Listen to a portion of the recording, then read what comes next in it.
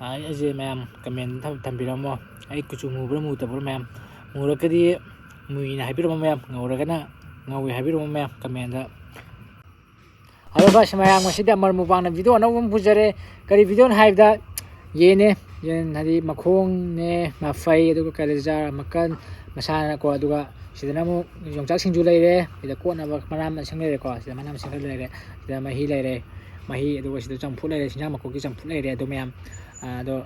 mayam matamang han de mayam saba hujur ke mayam aham sa khon sida mayam ko konan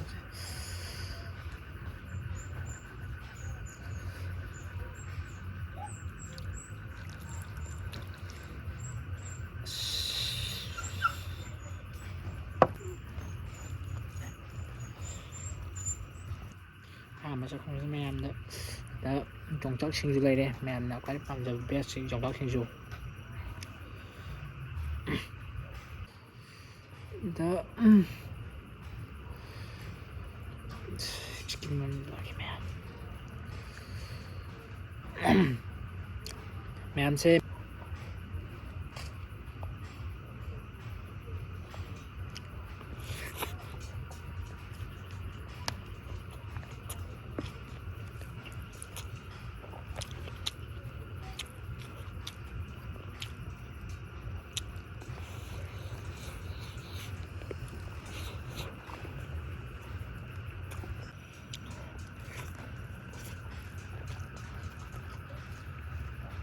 mấy cái lời giải cho mẹ dạ dễ này ha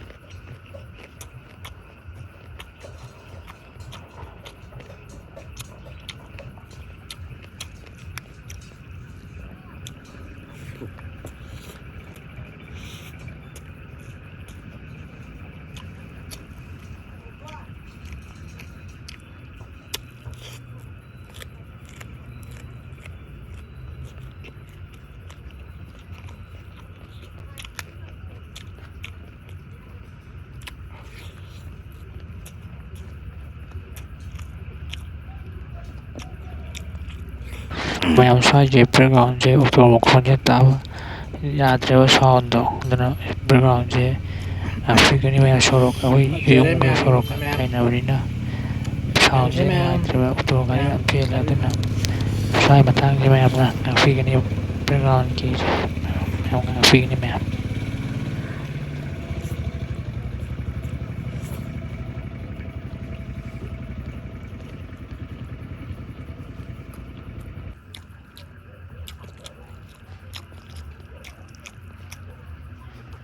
giờ đấy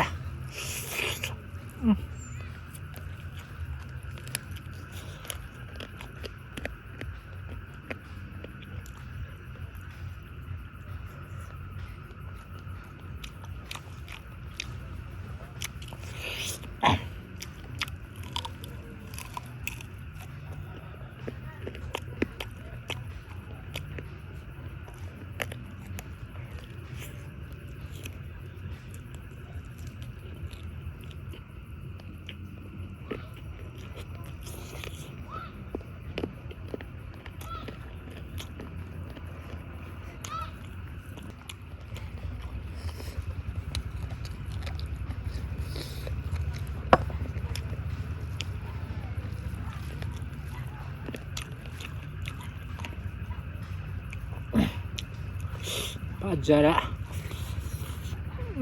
bukan sungguh mengalami dia sangat sungguh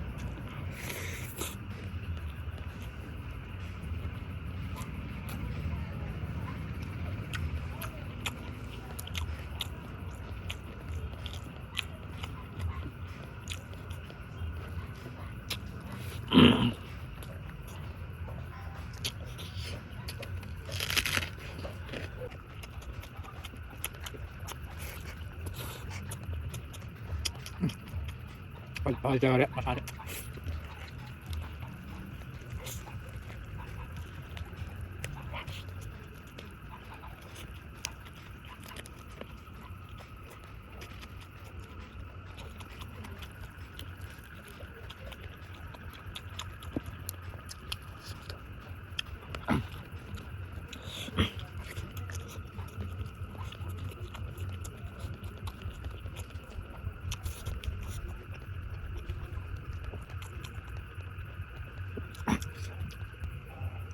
Sao betul nak bagi tengah sini ke?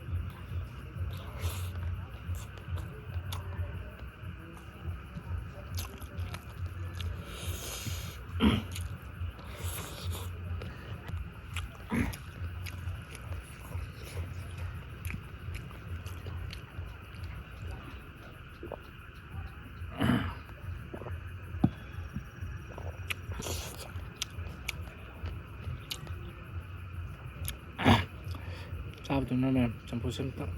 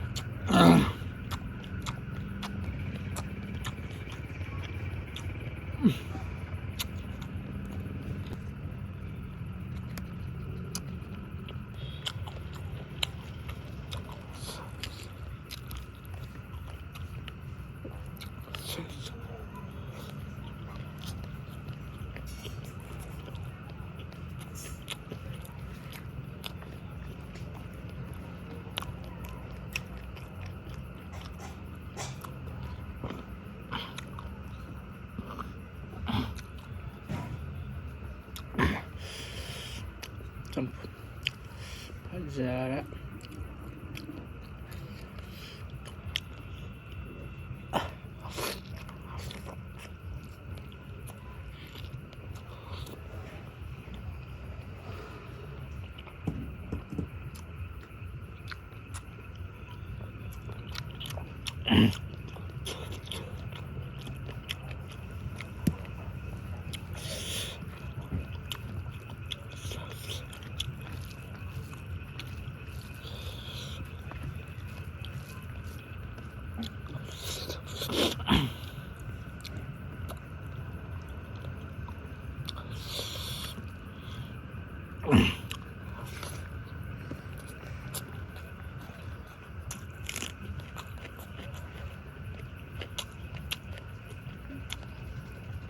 makan Pak Zara.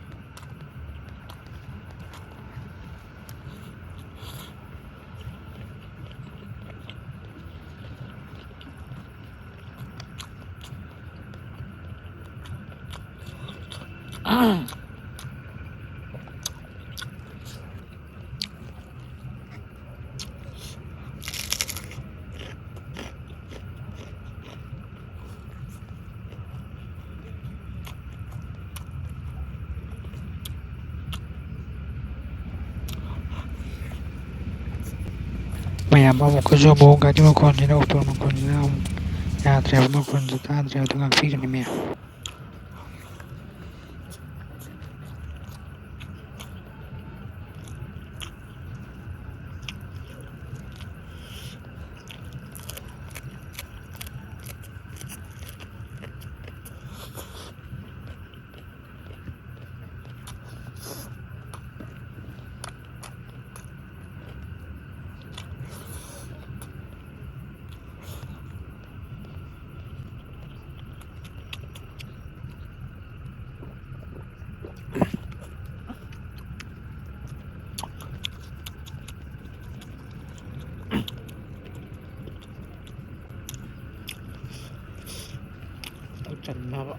Can present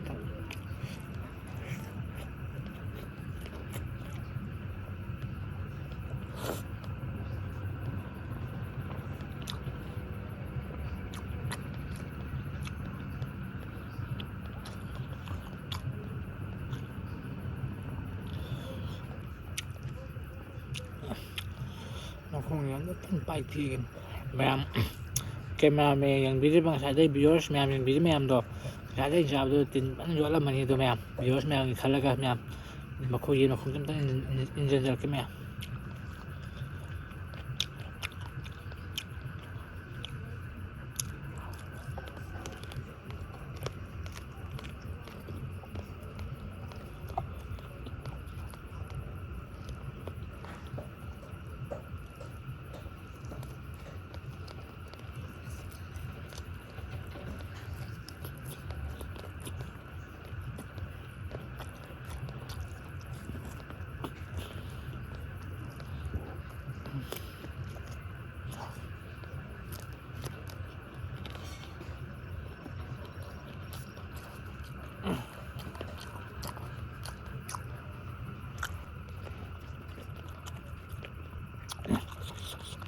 hả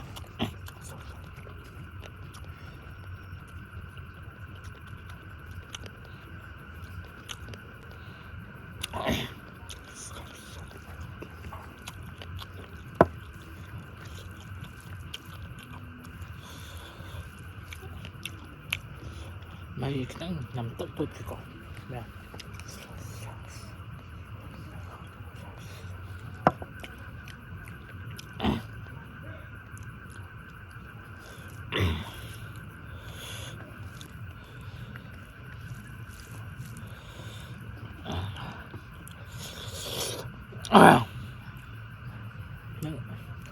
makan lắm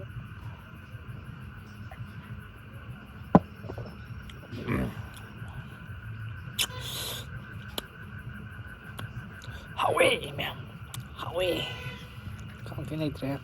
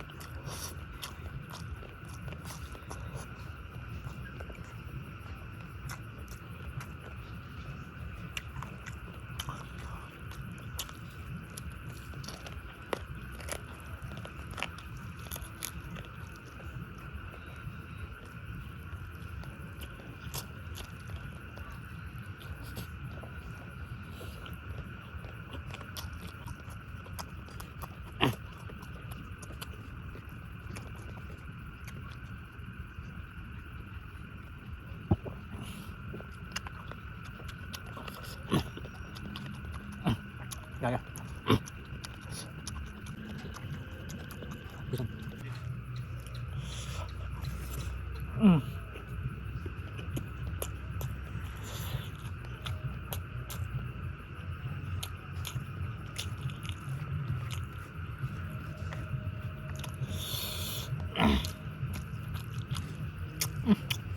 ไฟจะไฟเลย last piece นี่นะแม่พะบุ้งตะลงนี่ที่ไปยิงอีบะซักชานซะนะยิงบีไปวิดีโอจะasin na lang ka to yung bilkep maruan na cameraman namin sa tin ko jo la ni ko da pa yan to na lang ko son tap ano le keme focus to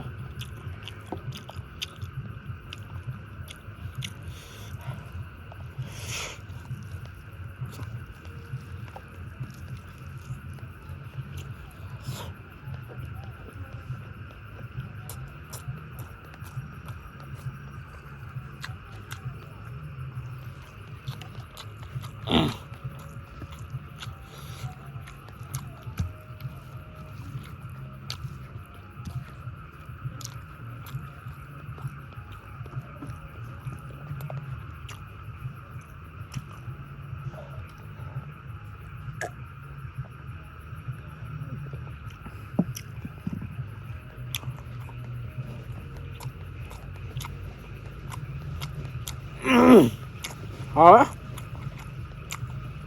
không chỉ để hậu mà bây giờ đó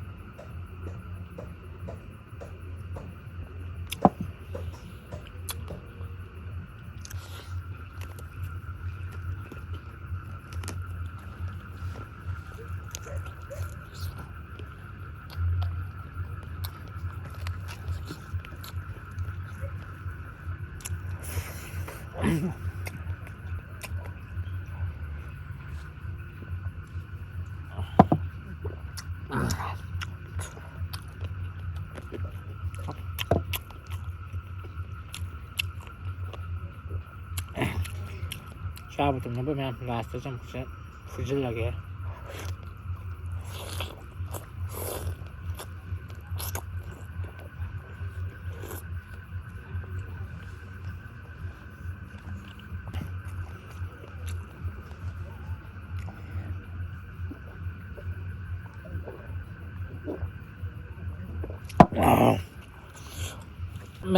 sao mà tụi em hào ghê hay gì rang chạy thùng mà đi nằm hào ghê em rang chị cái hết rồi nè rang em hào ghê thôi sao bây giờ lười chơi mà thôi video chứ nó ăn ngoài bên thắc chơi cái em ai bu anh này tụi bạn support tụi bạn tụi video đẹp tụi support tụi video ai chứ đẹp tụi support video chứ nó ăn bên mình nó là video thắc chơi cái tụi em ai chứ nông nghiệp chẳng biết bị nào chứ em rồi đây video nông nghiệp bị của em nào rồi rồi subscribe tao salam mo like tao salam mo share comment tao salam mo ado ay na last haja ka daw di maya ꯑꯩ ꯀꯨꯆꯨꯝꯒ ꯃꯨꯕ꯭ꯔꯥ ꯃꯨꯗꯕ꯭ꯔꯥꯗꯣ ꯊꯝꯕꯤꯔꯝꯃꯣ comment ꯊꯝꯖꯟꯕꯤꯔꯝꯃꯣ ꯃꯨꯔꯒꯅ ꯃꯨꯔꯦ ꯍꯥꯏꯕꯤꯔꯝꯃꯣ ꯃꯌꯥꯝ ꯉꯧꯔꯒꯅ ꯉꯧꯋꯦ ꯍꯥꯏꯕꯤꯔꯝꯃꯣ ꯃꯌꯥꯝ ꯉꯁꯤꯒꯤꯗꯤ ꯀꯥꯏꯅꯕ ꯌꯥꯊꯪ ꯅꯤꯖꯔꯤ ꯃꯌꯥꯝ